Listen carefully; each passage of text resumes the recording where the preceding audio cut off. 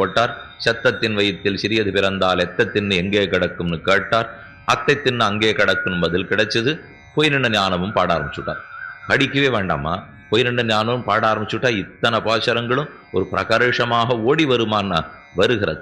மயர்வர மதிநலம் அருளப் பெற்றவர்களோ இல்லையோ, தாங்கள் பிரயத்தனப்பட்டு ஞானத்தை சம்பாதிக்காமல் பகவானுடைய அனுகிரகமடியாக சம்பாதித்தபடியால் ரிஷிகளை காட்டிலும் பன்மடங்கு ஆழ்வார்கள் உயர்ந்தவர்கள்.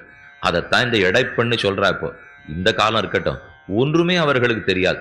எது எடக்கைன்னு கேட்டா தெரியாதான், எது வலக்கைன்னு கேட்டா தெரியாதான், குளிக்கிற ஆச்சாரம் கூட கிடையாது. எப்போதோ ஒரு தடவை உடம்பிருக்க தலை குளிப்பர்கள், தலையிருக்க உடம்பு குளிப்பர்கள். கார்த்திகைக்கு கார்த்திகை நாள், கார்த்திகைக்கு கார்த்திகை நட்சத்திரம் வந்ததுன்னா ஒரு நாள் சரி தீர்த்தமாடலான்னு செய்வள். அது கூட கண்ணன் தீர்த்தமாடுறதில்லை. இதுவான உடம்பு விட்டுட்டு தலையை குளிக்கிறா, தலையை விட்டுட்டு உடம்ப குளிக்கிறா. அவர்கள் என்னுமே கண்ணன் தீர்த்தமாடுறதில்லை. ஆச்சாரமும் இல்லை, உயர்ந்த பிறப்பும் இல்லை, எவ்விதத்திலும் அனுஷ்டானமும் இல்லை, ஞானம் அறவே இல்லை. அப்படி இருக்கிறச்சே நாம் நாள் குறித்தா நடக்குமான்னா நம்ம கையில தான் கண்ணன் இருக்காரே. நாம எத்த சொல்லு போகிறோமோ அதுதான் நாள். இவர்கள் பஞ்சாங்கத்தை பார்த்து நாள் குறிக்க வேண்டியதில்லை.